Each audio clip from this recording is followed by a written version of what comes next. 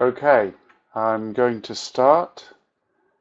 Uh, First of all, hello everyone. Can people respond to just to check that everybody's on? People are saying hello in the chat box. That's good. Um, Great. So, okay, I get the idea. I think everybody's hearing me. I hope you're hearing me, and you can see what's happening in the chat box, and you can see the screen with my slides. So those are the only three things you need to see. You don't really need to see me, but you're seeing me whether you like it or not. Welcome. Welcome to this, which is actually the second webinar launching Focus, the American edition. And I'm very pleased to be with you this evening. For me, it's this evening. I have no idea what it is where you are, but I rather imagine it's more likely to be in the morning. My name is Vaughan Jones, and I'm one of the main authors, along with my colleague Sue Kay, of this course. As you know, it's a course for upper secondary students, sort of late teenagers. And I'm going to spend my time with you this evening talking about teaching, talking about learning, talking about how those two things are reflected and how the principles and the things that I believe in as a writer and a teacher and a trainer are reflected in the materials that I write with Sue. So I'm in particular going to concentrate on memory. And we'll get into that in a bit. So that's the actual focus on memory is what we're doing. But let me situate myself for you. I can see that people are from all over the place. Ukraine, Romania, Moscow, we've got Florida, we've got Santiago, Chile. It's quite spectacular. So welcome one and all. In a place called Deddington, which is a small village in the middle of northern Oxfordshire, about maybe 20 kilometres north of Oxford. And this is where I live with my family. And let me paint the picture for you at this point. I'm sitting in my office, as you can see, rather untidy office. Somewhere else in the house, my wife is with the two children. I heard before we started my daughter practicing carols, Christmas carols with her flute. I very much hope that my son doesn't do any drum practice while we are on air, because otherwise we could be in trouble. But this is where I live and this is where I work most of the time. I work from home, as I say, in close collaboration with Sue Kay and the rest of the team at Pearson. I've been a teacher trainer and a materials writer all my life, really. So I've been dedicated to English language teaching for the best part of 30 years. And I still call myself a teacher more than anything else, and I still do teach fairly regularly. I'm associated with International House, which is an organization some of you may know. I teach in the San Sebastian school over in Spain every summer. And I do intensive courses and other teacher training things in Oxford at various institutions there.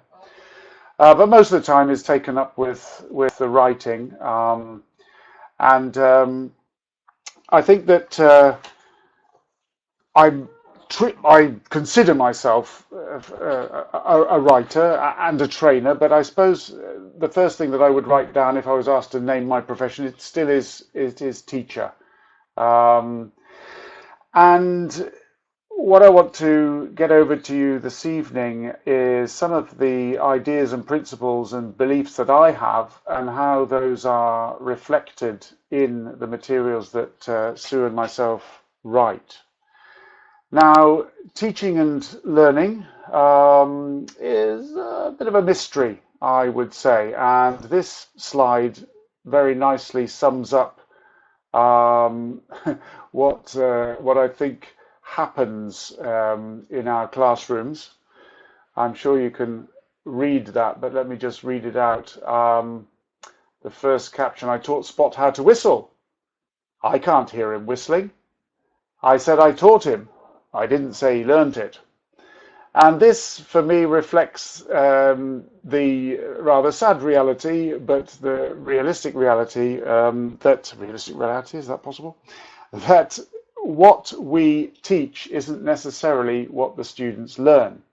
And indeed, if there's anything, there's a very loose correlation between teaching and learning. Students do learn, but they learn at a different speed from the speed at which we teach. They learn in a different order from the order in which we teach things. They sometimes, despite our best efforts at teaching things over and over and over again, they don't learn them. And then other times they learn things that we haven't taught them. So it is at best a very loose correlation, and that's something that I think everybody needs to bear in mind. And I'm sure you are reminded of it on a daily basis if you're in the classroom on a daily basis. It's kind of a bit like this adage which we have in English: you can lead a horse to water, but you can't make them drink. And similarly, you can lead a student to the present perfect, but you can't necessarily make them use it correctly. You could lead them to the third conditional, but they might not be able to use that either. So we are constantly leading our students to things that we want them to learn. Whether they learn them or not is often down to us. It's down to them. But it is a mystery, and it's a sort of strange alchemy that happens in the classroom, inside and outside the classroom. However, having said that, if there's one or two things I am sure about after over 30 years in and outside the classroom, it's that at the very least there are three vital prerequisites for any learning to take place, and those are what we like to call the three M's. M for motivation, M for memory, and M for meaning. And those really sum up the approach that we have. And these are, if you like, the building blocks or the pillars, the foundation stones of the materials that Sue and I write. Now, what I would say is that I'm not going to spend too much time on motivation and meaning because today's session is all about memory, but just a little bit to talk about those three, just to put things in the context for anybody who missed Rob Dean's webinar last week on motivation. Motivation is key. Of course, this is a quote from Noam Chomsky. There's many different quotes that one could have used to talk about motivation. His suggestion is the truth of the matter is about 99% of teaching is making the students feel interested in the material.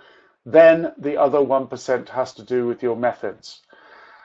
I can't stress how much this, the importance of this, because I see an awful lot of materials, and if the materials are not engaging, that's the key. People worry an awful lot about syllabus fit and all the sort of technical side to our craft as writers, but frankly, the key point at all times is to try and find material that the students are going to be engaged with. And to do that, we think, my colleague, writing partner Sue and I, that you have to somehow get inside your students' heads. And I know that's difficult, but you really do, because it's when you realize, I suppose, and this is after many years in the classroom, that the best way to get the students to produce language is to make sure that the topics, the texts, the tasks that you are using as a bridge to them learning the language somehow resonate with their own life experience.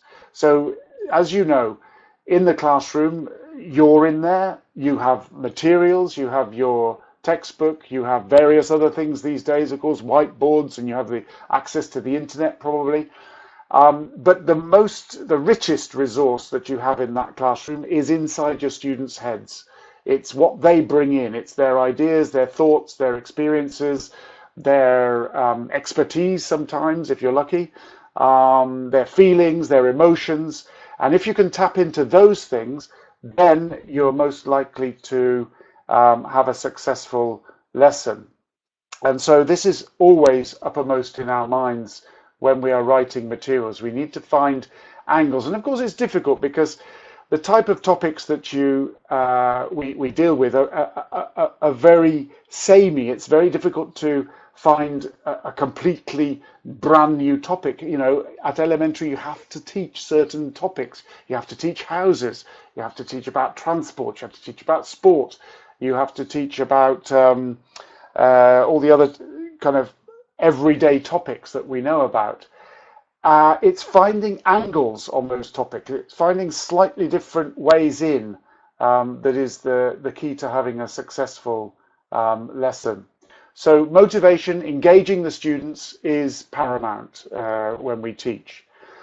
Another thing, of course, the second M, which I'm going to develop in much more detail as the main part of this webinar, is the importance of memory.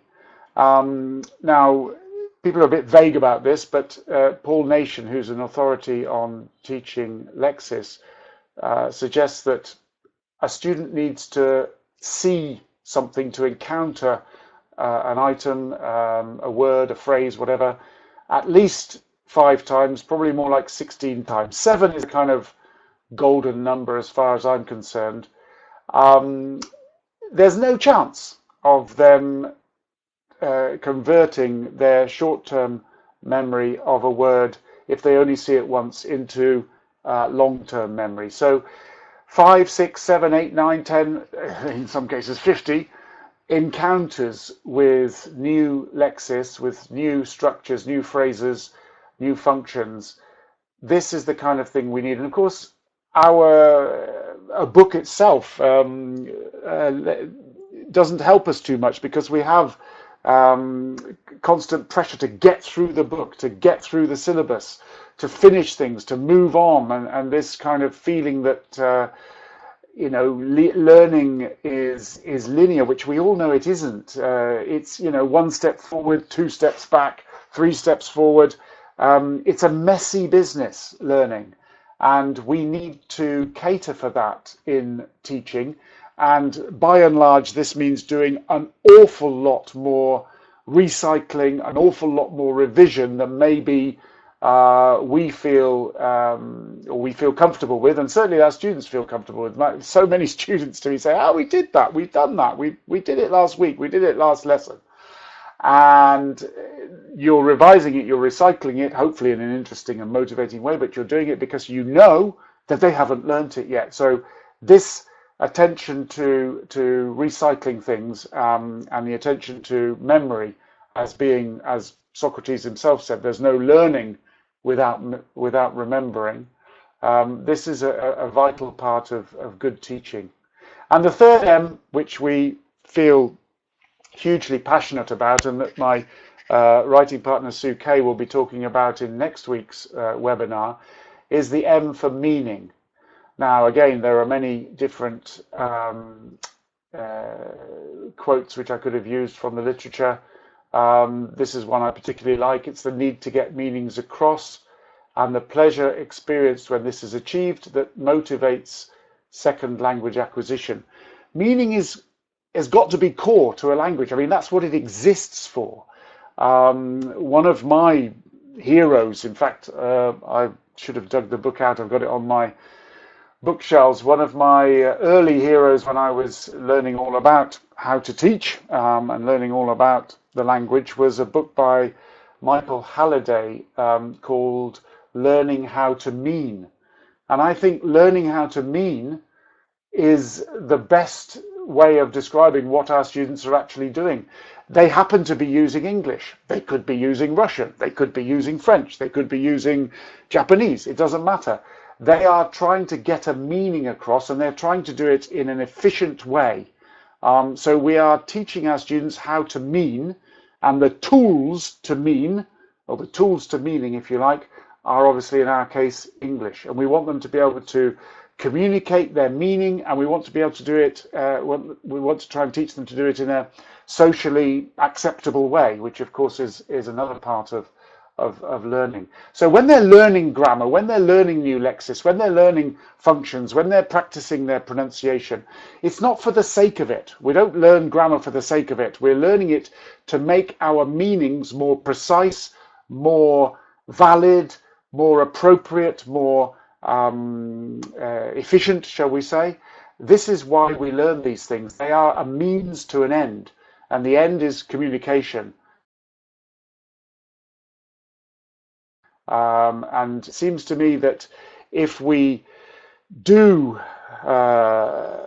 lots of kind of meaningless type exercises, gap fills where the people are invented, where the places are invented or don't exist, it seems we're doing the students a disservice. So week in Sue's webinar is this attention to meaning. We want to try at all times, particularly in our classrooms, to make sure that the students are engaged in language learning, but in a meaningful way. So they're exchanging meanings rather than simply going through the motions, like kind of, performing seals or whatever.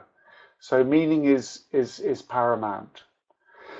But let's now move to this M for memory and the importance of that. One of the quotes which I like very much is by another giant in our profession, Twaddle, who way back actually, probably in the 80s, this is from, we may know, and I like this because it shows what we're at here. Because let's face it, when we're talking about memory, we are primarily interested in words, combinations of words, lexical items, let's call them chunks, whatever you want to call them. We're worried about the vast numbers of these things that we need to learn before we can fit them into sentences and start worrying about the grammar. Words are, as everybody knows, the basis of all languages. And this quote neatly sums up the journey, I feel. We may know a very large number of words with various degrees of vagueness.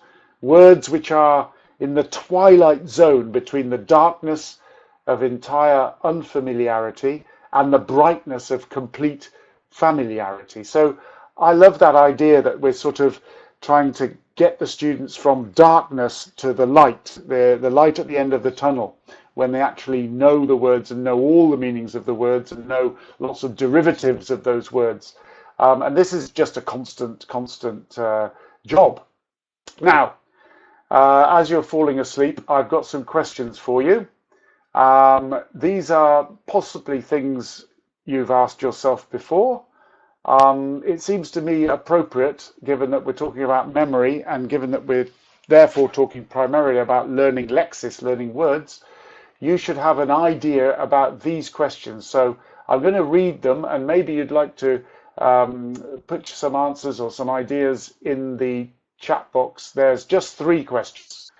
First, how many words are there in the English language? Second, how many words do you know in your language? And third, how many words does the average intermediate student of English know? I would be interested to know if you have any ideas about those questions. The number of words there are in the English language. Anybody want to hazard a guess? Anybody want to type something? Millions, thousands, millions, 650,000, that's very precise. 3,000? I don't know where you're coming from. 3,000. More than a million. We've got thousands, 1,750,000, a lot of them. Very good, Mighty. Yes. Okay. Very interesting. Now, interesting because the range. I mean, we've got some people who think there's 3,000 up to people who think there's millions. Well, it seems to me you ought to have some idea. And of course, the answer is nobody knows exactly, but people think it's in the region of, it could be as many as 2 million, but most people think 1 million words. The problem is, or the interesting point is, that it's vast. There are huge numbers of words in the English language. It is by far the biggest language in terms of a number of lexical items. So 1 million, if you're going to take in all the flora and the fauna in the Amazon rainforest, etc., etc., etc., it's probably way over 1 million. To all intents and purposes, and in terms of categorized words, or words for which we've bothered to write down, we're looking at about 500,000, maybe 600,000. That's the number in the Oxford English Dictionary. The Webster Dictionary, Merriam-Webster Dictionary, has probably a bit more. There's kind of a dictionary war about who's got the most words, but kind of 500,000-ish. Then in your regular dictionary that you might be using, there might be 60 to 80,000 words. So, lots of words. Let's move down from there, because that's clearly a ridiculous target. It's just interesting to know.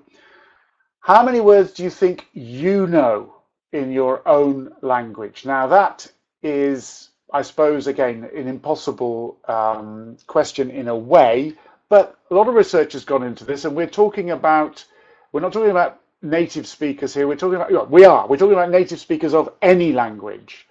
If you are university educated, roughly how many words do you think you know? So we've got 10,000, no idea. I wish I knew more. It's countless.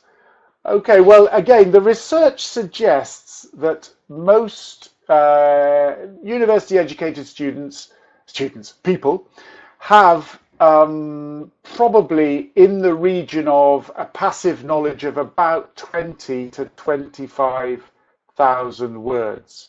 Some have a lot more, obviously, others a lot less.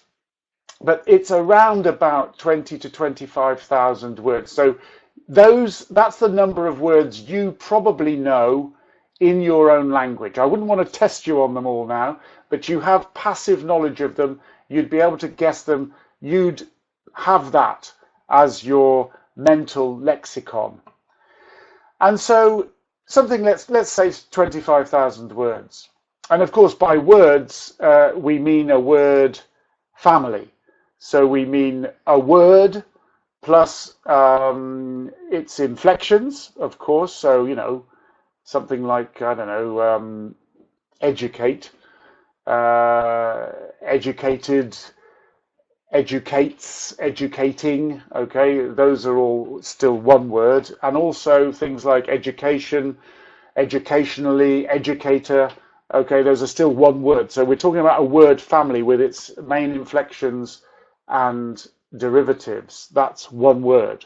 So you probably know about 25,000 of those in your own language, and I probably know about the same in mine. Now coming down to our students, what do you think the average B1 student of English knows? 3,000, 3,000, 2,500, 3,000. Yes, exactly so. It's something along the lines of 10% of what a native speaker knows. And it seems to me, so in the region of 2,500 words. And it's not just because they're a student of English, a student of French at B1, a student of Spanish at B1, a student of Polish at B1 would be the same kind of knowledge base. And the problem is, okay, that if they only know about 2,500 words, which is what most researchers would agree with, to kind of hit the next grade, to get up to B2, C1, they probably need to know more like 7,500, 9,000 words. And again, a lot of research has gone into this, and the suggestion is once you get past 10,000 words, then in a sense the learning almost becomes self-perpetuating. But to get them up to 10,000, 10, 11, 12,000, to get them up there is hugely difficult. And the main reason it's difficult is because this jump, and this for me is why, we hear a lot about the so-called intermediate plateau, where students stay at an intermediate level. And the main reason for that, it seems to me, is a problem of actually buckling down and learning these extra 5,000 words. Because at 2,000, 2,500 words, as we know from all the frequency data that we have at our disposal, you can understand about 80% of most English texts. Okay, it gives you that capacity. So you can more or less get by. And to learn those extra 5,000, to move up to a genuine B2 stroke C1 student is tough. And the reason it's tough is because those 5,000 extra words, by definition, are not frequent. They don't come for free. The first 2,000, 2,500 words are everywhere. I mean, the itself is something like 7% of the English language. So it's much tougher to get the number of encounters that you need with those 5,000 words. So the words between, if you like, 2,500 and 7,500, much more difficult to get the access to those words and the sufficient frequency of encounter with those words for you to be able to learn them, if you like, naturally. They don't occur in the wild, to use a sort of animal metaphor or nature metaphor, as much as the first 2,000 words do. So what's the solution? Well, nothing simple, obviously, but it seems to me three things are quite important, and this is what we try to do in our materials. First and foremost is the very first encounter with a word needs to be as memorable, as engaging, and as interesting as it possibly can be. That's very important. Secondly, we need to equip our students with effective word learning strategies so that they can become autonomous learners and they can develop a love for learning words and an efficient way of learning those words. And then, of course, as far as we are concerned and as far as they are concerned, they need to recycle the encounters with these words over and over and over and over and over. I think there's 7 overs there, because we know that unless they see them and encounter them, experience them at least 7 times, there's no chance that they will learn them. So let's just briefly look at these areas and show you some of the ideas we have for how we can enable our students or enable our materials to help our students achieve this. The first point about memorable first encounters, this is one of my friends at a party recently. Scary. But you love this adage, I'm sure, like I do. Never get a chance. You never get a second chance to make a first impression. So first impressions are very, very important. So let's consider books and what happens when you first encounter words. Now, one of the things you're going to be doing at a low level, and I'm choosing, for example, this is material out of the second level of focus, is you're going to have to teach family. So look at these 2 ways of teaching family, just in terms of the photos. And the reason I've put a cross on the left and a tick on the right, well, the reason, I think, is that so many materials that I've used over the years will present family vocab at a low level with an impossibly good-looking American family, often, all of them perfect teeth, and they're just basically anybody. They probably don't even exist. They're probably models, and they're all smiling and having a great time. But it's difficult for the students to engage in them. Then again, you come across a wonderful example of a family like these guys here, and this is the family that we have in the second, I think it's the second or the first unit of Focus 3. Here we are. So this is the spread here, which is a reading lesson. Now this family is I forgot the name of them actually. That's terrible. But anyway, they're called the Haley and Lauren. This is it. Haley and Lauren here. So this is a black father and a white mother who have produced twins, one set, one black, one white, and another set of twins, one black, one white. This is remarkable. And sure, they're not quite as photogenic as the guys on the left, but it seems to me that and I know from my own classes, that is more likely to engage the students and more likely to help them learn the vocabulary which is associated with them. And by the way, the only reason this can happen is because the black father must have had one or two white ancestors at one time in his past, because that's the way this can happen. But this is a fabulous family and a fabulous jumping point for work on kinship terms, relationships, etc. So the family, okay, a topic which you have to teach. Find something like this which will enable or which will raise the interest level. Houses, another bog standard topic that everybody has to teach. So yeah, this is a great photo, not great photo, it's a great illustration on the left about, you can imagine teaching from that, but it's kind of just language for its own sake. It's stating the obvious, it's just labeling things.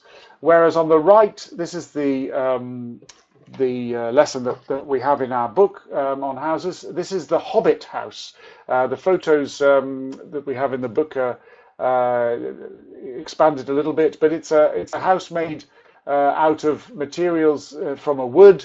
You can still teach the same vocabulary. You can still teach, floor, wall, staircase, etc., etc. But it's in a slightly more engaging way because the house itself is intrinsically interesting, whereas this house is just not interesting. Similarly with sport, something like this. Okay, here's a way on the left to teach it. It's literally labeling again. Whereas let's do something a bit more interesting on the right, the same kind of vocabulary in the form of a sports quiz. The students are engaged in the quiz and they're learning the vocabulary through that quiz. So these are the kinds of things that we're talking about. And of course, there's a million other examples that I could have used, but I just want to use something visual to show you that even at a low level, even when the type of the topic itself is not necessarily jumping off the page in terms of interest, you still have to do it. You can do it in a more engaging way than some ways of doing it are more engaging than others. Then thinking about word learning strategies. Obviously, you need to, as part and parcel of your teaching, attend to some or all of these types of things. I want to just focus on the end one, but let me just run through them. Clearly, giving the students lots and lots of opportunities and training in how to guess from the context, from the general context or from the morphology of the words. Okay, so lots of exercises, activities, tasks which can help them with that. How to use their dictionaries more intelligently, whichever. I don't care what kind of dictionary they, well, I do care what kind of dictionary they have, but I feel that bilingual is certainly as valid as monolingual, and anything will do, but how to learn them more intelligently. Maybe you want to work on some mnemonic systems, like the keyword method, for example, where you're associating words. That's a classic, I think that started in Greek times, didn't it? Way of learning things, of memorizing lots of things. I can't stress enough to encourage your students to do as much extensive reading and listening as possible. This is vital, vital, vital. It's all about volume. and you need to encourage your students to do this as much as you can. Watching videos with subtitles, this is all input, this is all important. I use word cards, of course. People are getting very au fait with apps and things. I've used Duolingo a few times trying to learn Italian. So I mean, there are now electronic ways of helping yourself with this, and trying to some of them adopt the sort of spaced repetition idea, which is proven to be a very effective way of learning, and to do with guessing from context, learning the high frequency affixes, prefixes, suffixes, and the meaning of those will enable you to unlock the meaning of words which you may not have seen before. But if you can understand the constituent parts, then that will help. So these are all things that you should be doing part and parcel of your teaching, and building up the skill level of the students doing these things.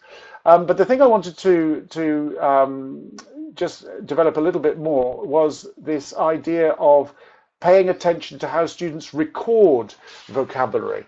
And this is where I'd like to introduce something that we've called the word store.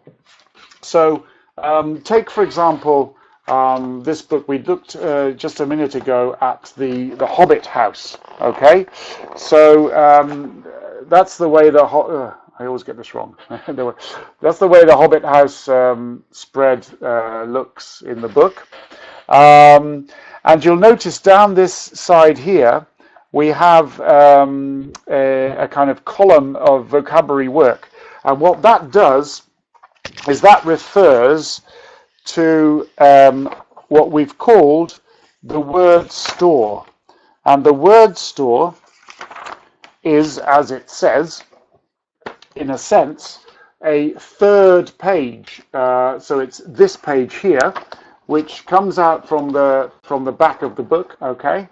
And what the students are doing here is that as they're learning the words, they are storing them here. And we're giving them practice of storing them in various different ways, because it seems to me that this is kind of overlooked. Of course, as experienced teachers, you will be teaching them how to keep vocabulary records, how to keep good notebooks and that sort of thing. Well, this is if you like, an extra aid to that, because most books still revolve around the idea of this so-called PPP. So we present language, we practice language, and we put students in a position to produce language. As we've said at the very beginning, there is a loose correlation between those things, but that happens. What we don't spend maybe enough time doing is helping students to record language. So maybe it should be PPPR for record. And so this particular device is simply a variety of different ways of how you could record vocabulary. So here, for example, it's just all about categorizing. If I go through, so these are some of the sorts of things we do. So thinking about word families and building up the students' knowledge of word families. Useful phrases that are very situationally specific. Collocations, of course, lots of work on that. Verb, noun, adjective, noun, noun collocations. Learning words in terms of their negatives, positive and negative connotation. Learning words in terms of head word and words that go off, like making these diagrams, these word diagrams, which I really like doing, mind map type ideas.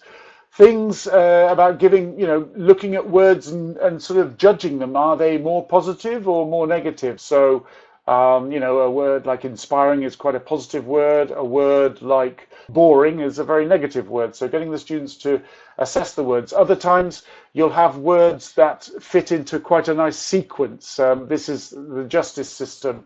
And so you can be learning things like, a crime is committed, a suspect is arrested, then witnesses are interviewed, evidence is collected. So you've got a kind of sequence that can help stick the students, help them with memory. Then we have As we move down, we have things like expressions that are particularly to do with one word, so a head word like get or have, or these so-called delexical words, which are so common, and all the noun phrases, verb phrases rather, which are connected with them. We might look at some confusing words. Here we look at the job versus work, which can cause some students problems. We can look at what I call words for free. This is sort of international cognates. Most students wouldn't have much of a problem with those words because they are probably cognates in their language. We might want to focus in on a specific area where there's only a tiny difference between the going shopping and doing the shopping, and looking at that specific area.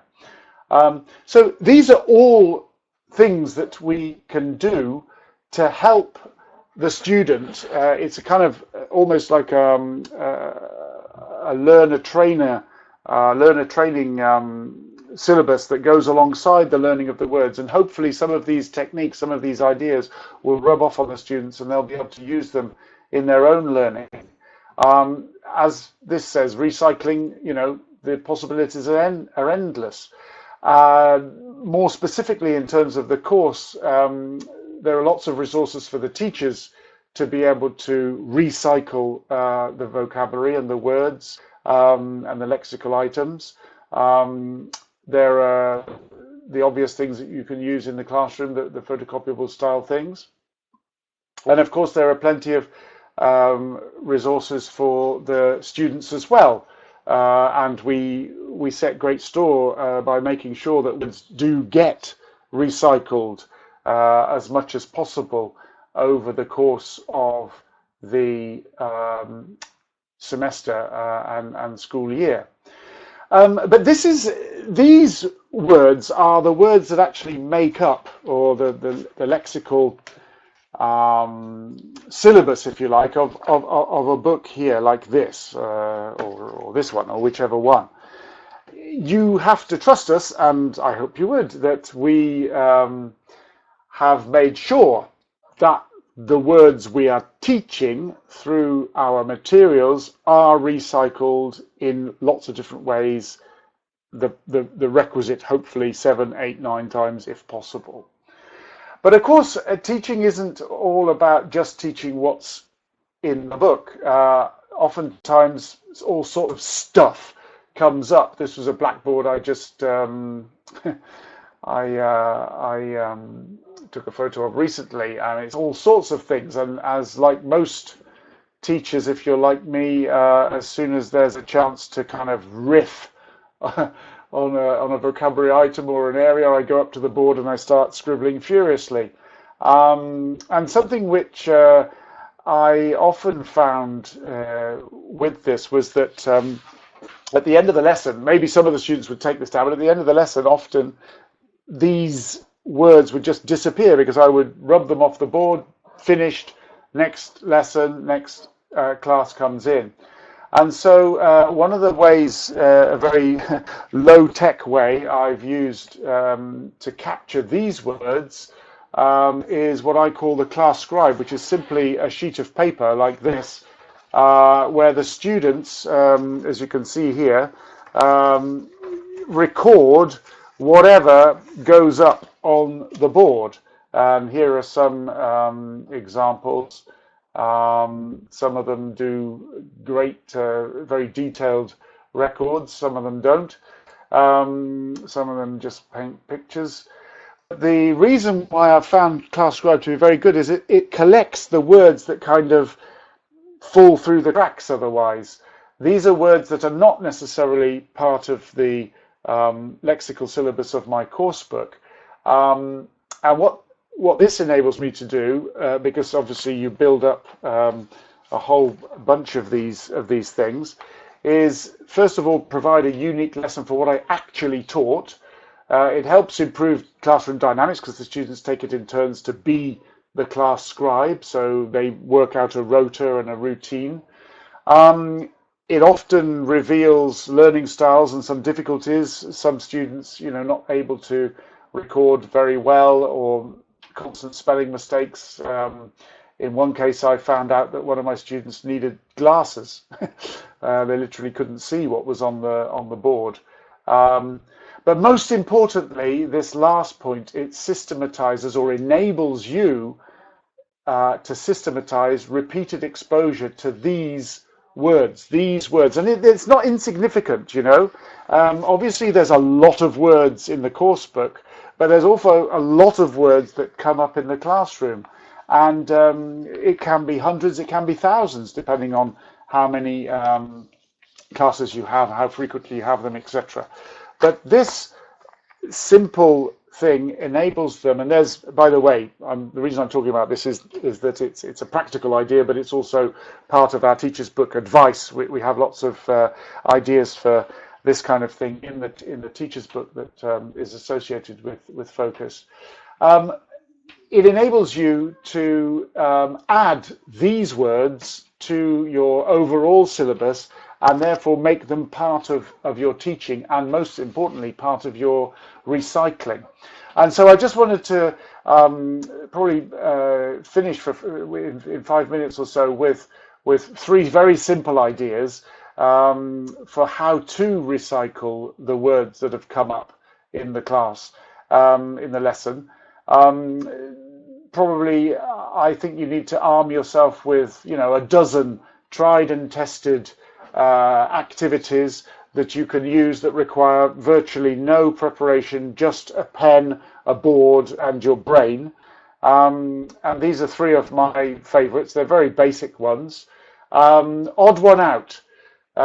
Simple things. So here's 12 words that I want to review. And you look at them, A, B, C. You decide which one is the odd one out in A, which is the odd one out in B, which is the odd one out in C. Okay, I'll give you 32.4 seconds to see if you can do that.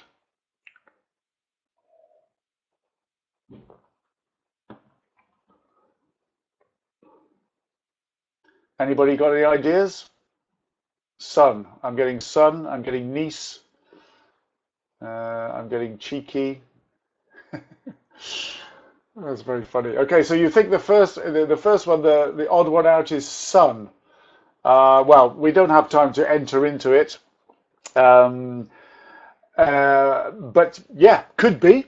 I was going to say niece because son, uncle, and nephew are male, whereas niece is a female. Then again, I could say it's nephew because son, niece. No, I couldn't. I couldn't say it was nephew.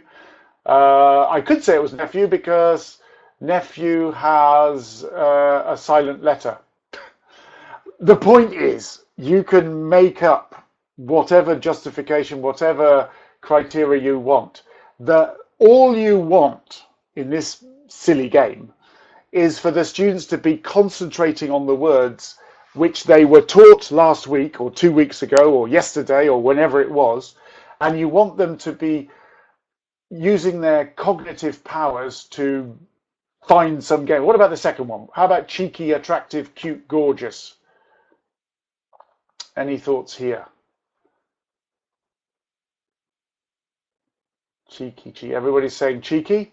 And I'm assuming the reason they're saying cheeky is because, and I probably think that's right, because attractive, cute, and gorgeous describe the appearance of somebody, whereas cheeky describes the personality of somebody. Okay, so that would be a perfectly good reason. And again, it doesn't really matter. You might say it's cute because it's the only one-syllable word. It doesn't matter. You can choose whatever reason you want. The point is that the students are just looking at these words, they're spending time on them, and therefore they are re-encountering them in an interesting way. Now, the third one here is it's a slightly more common. Any ideas? Everybody's got hygge. Yeah, I would probably say it's hygge. In my case, that would be because the other three make me physically sick, but I mustn't let my politics get in the way of a good lesson. Yeah, maybe hygge, because it's a foreign word. It's a Danish word, and I have no idea if this word has infiltrated into your languages or into your countries, but it was a big thing recently in Britain because hygge is this kind of very difficult to define feeling of coziness, being around a fire with your friends, no screens, chatting, maybe having a coffee, kind of just that feeling of being at one with the world and happy and contented. Something which we need a lot of in the world of Brexit, Trumpism, and post-truth. Post-truth, by the way, I put in because I found out the other day, apparently it's the most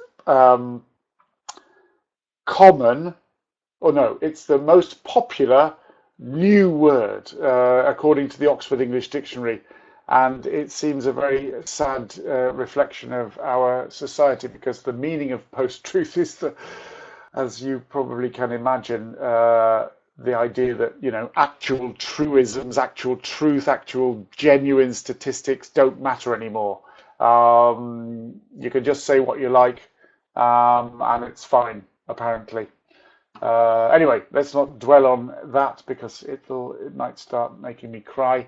But this is a very simple type of way of bringing back words which you taught last week, yesterday, whenever it was, and you just quickly want to revise them at the beginning of a lesson. It takes very little time, and you can take them off here, or you can take them from the lesson that you did, whatever.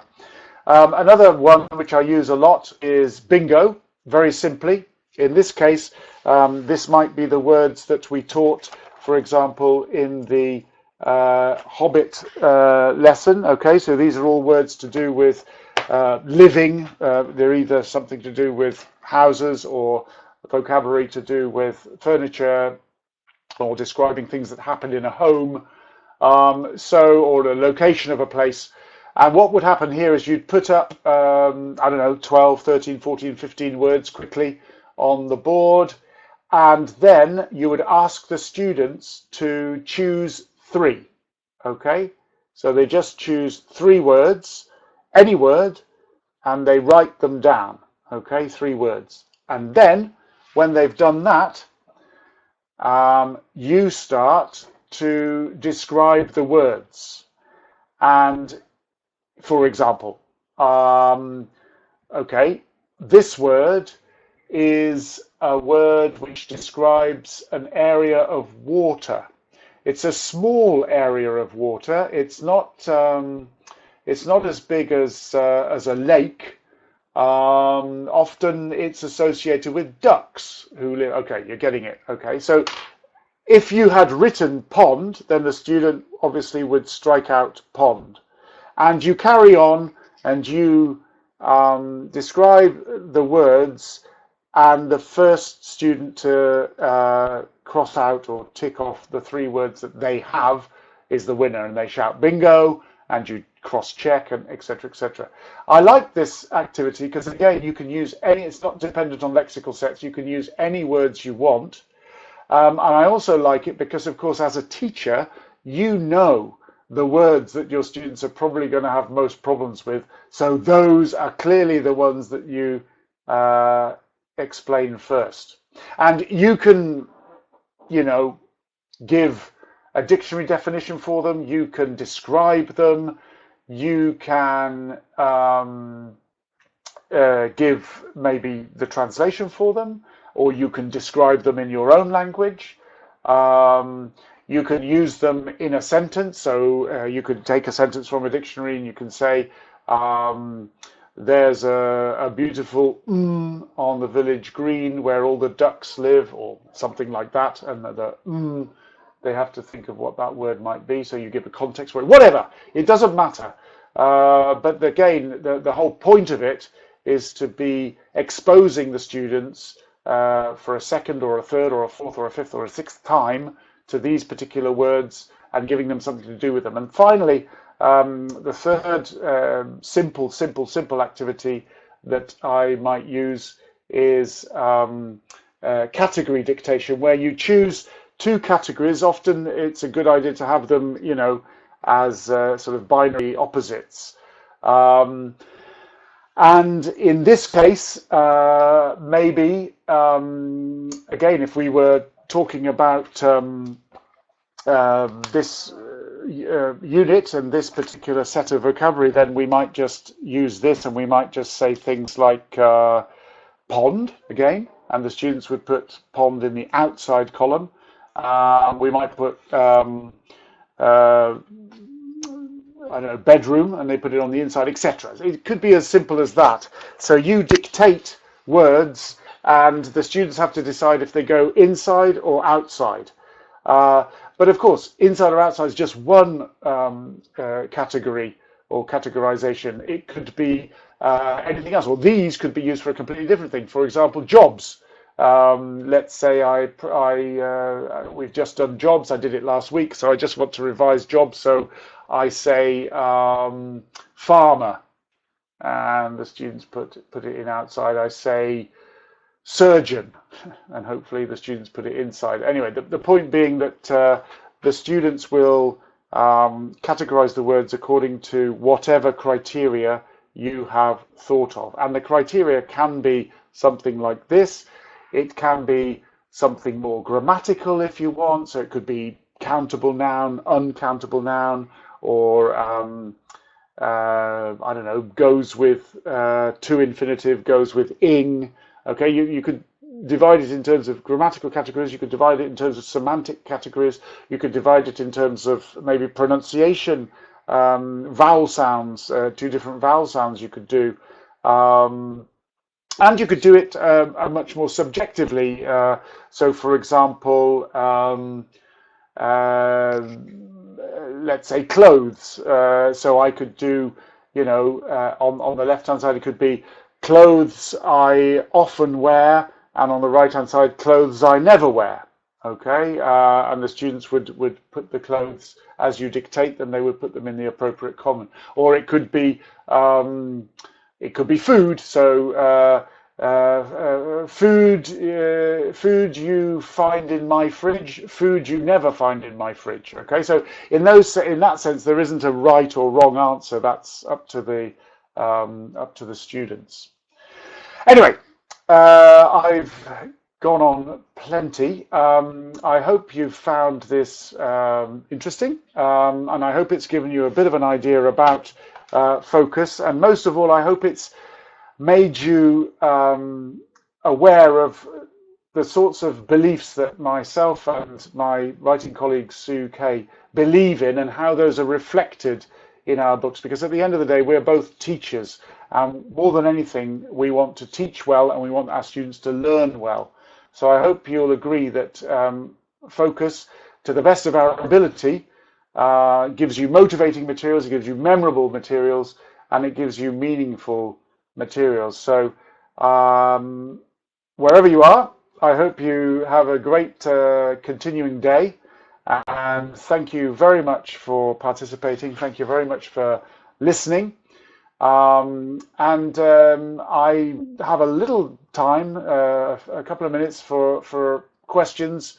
If you would like to post something in the chat box, I'll do my best, or Anya will. But thank you very much. You're all thanking me, and I'm glad you found it interesting. There will, of course, be an opportunity to ask questions at a later date. Anya will have given you the information for that. Always happy to field questions if necessary. But thanks for all of your thank you for all your thanks. And bye. And I hope some of those things you'll be able to use straight away in your classroom, some of those later ideas. And if not, I hope you'll be able to get hold of a book, Focus, and you'll see all of those ideas and many, many, many, many more reflected in the materials. So thank you. And I think I am now going to say goodbye. Goodbye.